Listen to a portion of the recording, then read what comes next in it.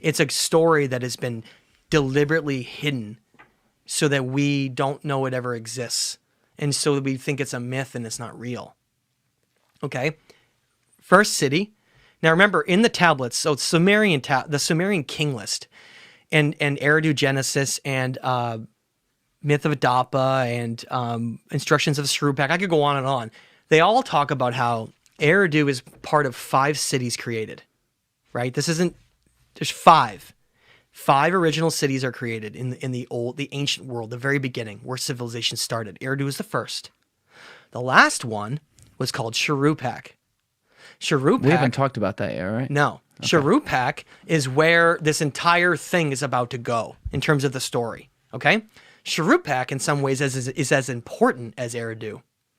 Now, in having said that, they discovered Shrupak in 1931. So another myth all of a sudden became a reality. These places that weren't supposed to be real, that were like a myth, all of a sudden became a real place on the ground. And so they started excavating Shrupak in 19... How do you spell Shrupak? Yep, it's Shuruppak. Okay, so they start excavating Shrupak in 31. Okay. All right, keep going. Okay. So they started excavating in 1931, and there was, during the excavations, they did some interesting things. Again, they're trying to prove that these things in the tablets, if they could be true, if there's any merit to them at all. They find Shrupak in 1931, and I'm going to pass this over to you, and I want you to see how deep they had to go. So what they found that was bizarre to them is that originally they didn't believe in the flood story. So they didn't really believe that there was an ancient city that had been destroyed from a flood. That's the whole point of this, is that we're taking myth and turning it into reality, and it's leading to an untold story. So they excavate down, they get 45 feet down, 45 feet. And they finally find the ruins of Shrupak. Can you imagine how much soil that is? Debris? Do they have any concept of how deep it really goes? Well, but I don't know that, but that's not the point. The point was they then backtracked, like they did at Göbekli Tepe, and they analyzed the 45 feet in between the ruins of Shrupak, deep underground, whatever, and they analyzed this 45 feet above it. They found no human remains, and they found no human evidence at all. What the So they're like, wait. So this flood couldn't have been real. It must have just been like a little regional thing. But then they expected to find other evidence of civilizations that had cohabited and lived there. They found none. Did they have any concept while they were doing this of approximately how old some of the other things they were? No, because they're still working off the timeline of thinking that it's like 5,000 years old. And they're not doing like carbon dating and shit. No, well, they can't. It's too old for that. Yeah. So they find yet another city, and this time, though, it's buried by so much sediment that it gives complete evidence to the deluge of being this massive amount of like mud and debris that was like laid down in this region, which is why they never rebuilt or lived in any of them again. Now, that's not the same as everywhere else in the world. As we're going to see in some other incredible ruins, other cultures decided to build on top. But for the reasons of how catastrophic this flood was in that region, it was buried under so much debris that the people that came later didn't even know it existed.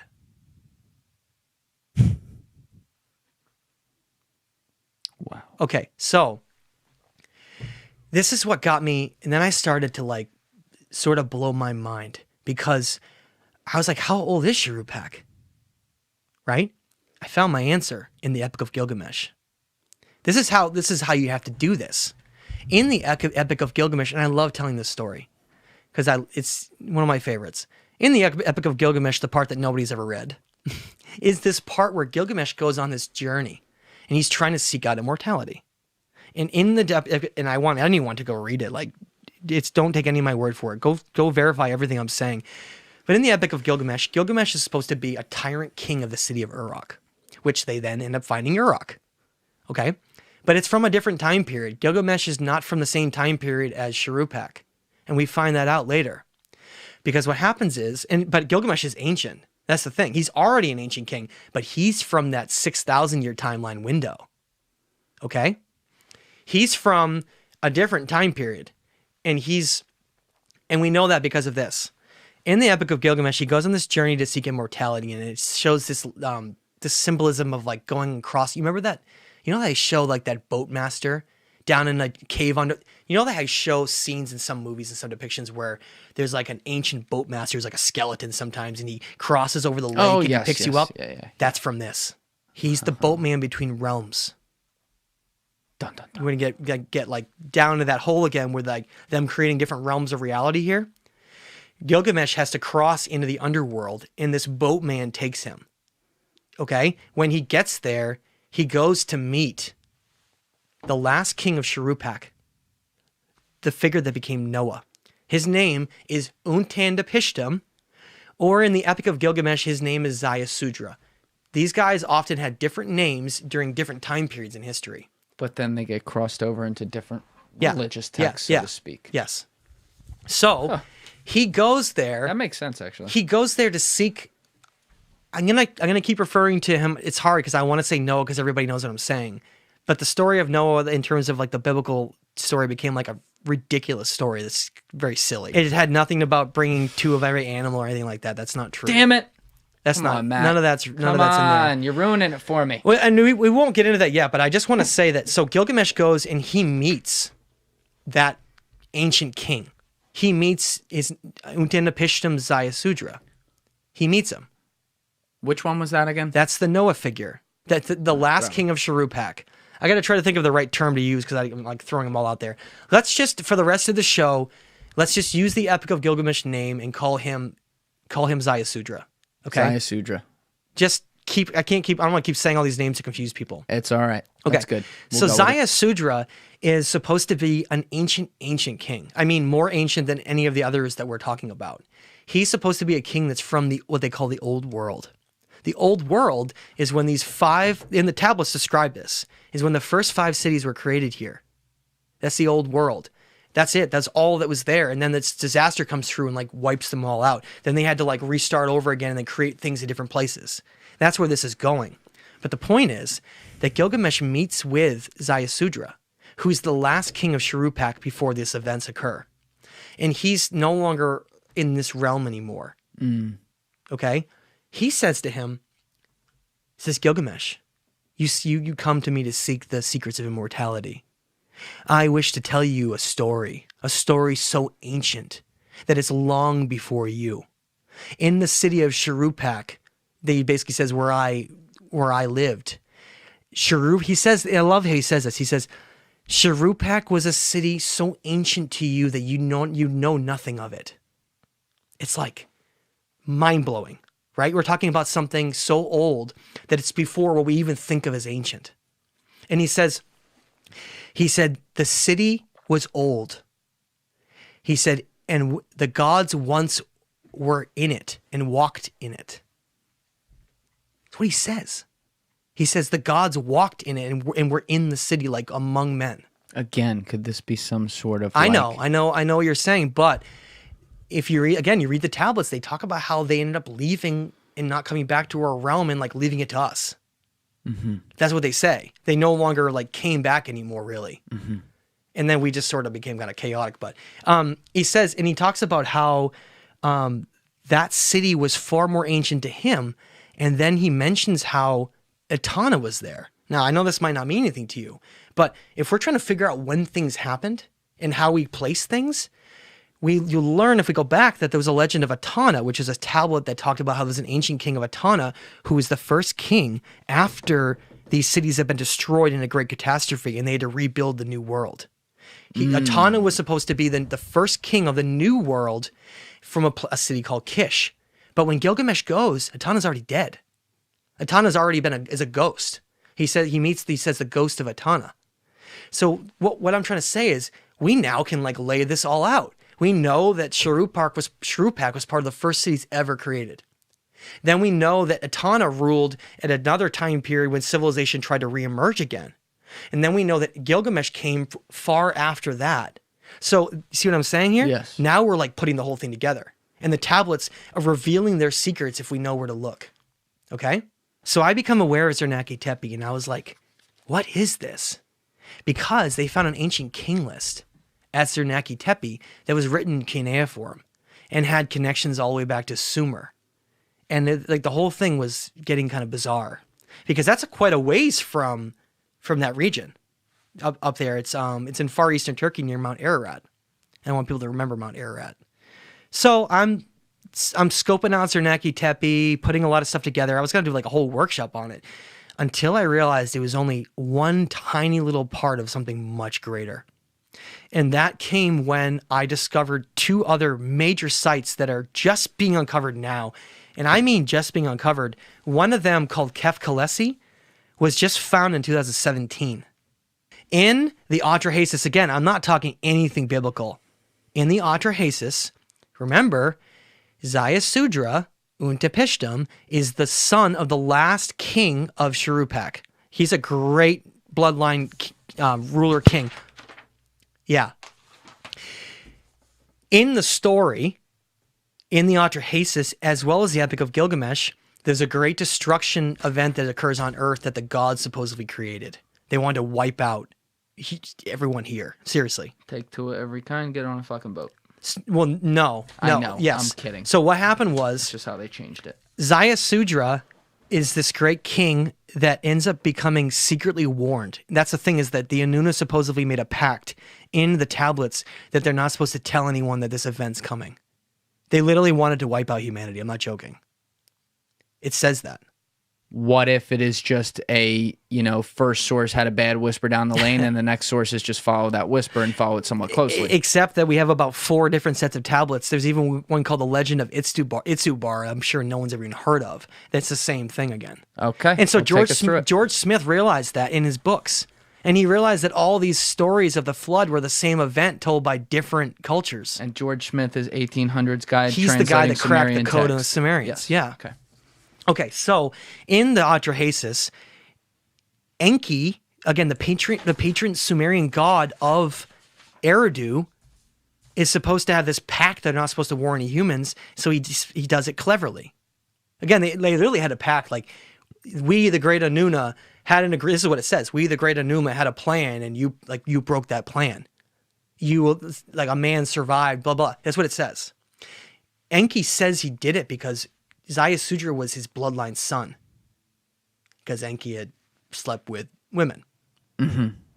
And their bloodlines were like, they had gifts and powers. Half holy. Yeah, so they were trying to wipe them out and clean the slate. That's essentially what it was. Oh, they're trying to wipe out that blood. Oh. They're trying to wipe out, they called them abominations, because they were like half god, half gods. But they called them abominations? Later on they did. They ended up being hunted down. But they're supposedly more powerful. We're going off on a whole thing, but we can go down and talk about the sons of Anak another day. If you want to pull us back, pull us back. I will for a second. I just want to say there ended up being a later time period where they were hunted down. Okay. And then the last of that group was known as the sons of Anak. And they were in the area that it relates to the story of Moses. It's not the story we know. If you read Deuteronomy and a book of Numbers, it's like, I wish people would read their own books. It's like insane to me. It comes right from there. It talks about how Moses was commanded to destroy the bloodlines of the giants of sons of Anak, and that he conquered 60 walled cities. 60 walled cities? I'm not joking. Is that like castles? Oh. To kill, it says, and then he was ordered to kill every woman, child, and person in these places to wipe out their bloodlines. Oh, that's wonderful. It's insane. Guys, if you're religious, please read your own books. Deuteronomy and Book of Numbers, guys. In the Atrahasis, I don't want to lose track too far. Yes. Enki secretly warns Ziusudra because he says that it was his bloodline. That's why. That it was like his son, almost like one of his ancestral sons. Okay? He instructs him to use what's called bitumen, which is so bizarre because we use bitumen in all kinds of construction operations and building today. But he knew about bitumen so far back that it brings up questions like, how could they possibly have known about bitumen? Do you know what bitumen is? Nope. It's a combination of different things that create like a type of adhesive that is the toughest thing you can in the world. It's what they use for... What does it use? Yeah. Basically, they use it to blacken out and seal things so that nothing can get in. It's like almost like a tar. Huh. So he commands him, he has to build something to survive what's coming. That really is true. He tells him he must build with cedar planks because cedar planks are the only thing that'll survive this type of event. And it's just funny because I'm a farmer, believe it or not. I grow You're a vegetables. farmer? I grow vegetables. I love growing crops, You do vegetables, a lot and of different shit, things. man. And I had to build raised beds for gardening. And in building raised beds, you find that if you use the wrong type of wood, it rots like right away, and it doesn't do anything. And so what you find is by far the most high quality thing that exists for wood is cedar. It's like a super wood. It never rots. And so they had the cedar growing there, and he commanded him. He's like, the only way you will survive this event is if you do exactly what I tell you. This is what's so wild about it. This can't be just nothing. It's a real being talking to him. He says, build it exactly these dimensions. Seal it with bitumen like the darkness or something, like basically the absolute, he says. No light can get in. He's anticipating an event that's so crazy that it's like everywhere. It's above, it's below. They have to like isolate themselves in something. That's what he's talking about. Okay, I'm tying this to something you said. Go ahead. Okay, so he tells him very detailed descriptions on how he has to build something to survive a coming event, and that he has to bring his entire family and then just his local animals. So that's where they manipulated the whole thing into like a stupid story later. Remind me the approximation of how many years back we are with this. That's the hardest thing. We know it's not right before the Younger Dryas. And that's what the hardest thing I've come to realize is that So it could be way back. this is like 50,000 years ago. Okay. Yeah. Okay, but Or maybe older, like you maybe know what 100,000 years ago. I know I'm like gonna lose people. It could even be older than that. You I know know what- that's insane, but this event in particular was related to more of a catastrophic flood, and it's always called that, the Great Deluge. Now, I don't believe it was based on rain entirely. I think it was based on like a tsunami. Because look at Eridu's got seashells on top of it. Persian Gulf is right there. Yes. It makes more sense that we had tectonic movements and enormous amounts of water. Now, where are we in that region? If you go look at a map, we have the Black Sea right above it, and we have the Persian Gulf right below it, and then the Mediterranean on the other side. If you were to get a massive influx of water, all three of those water bodies would flood. I think that's why that region talks about the flood so much. Because I think what we saw is that the lakes are the result of the flood. combination of a lot of different things. But we're talking about what it states is that there was so much water that's why there was 45 feet of sediment on Cherupak. Because if you go across an arid land with a massive event like this, that arid land is not going to have a lot of vegetation, and it's going to pull all its material with it. It's called sedimentation. Okay? And so that's what we're talking about here is that so Enki tells him how he has to build this craft that is the only way that they're going to survive. And he tells him he has to survive. He tells him that it's like critical for humanity.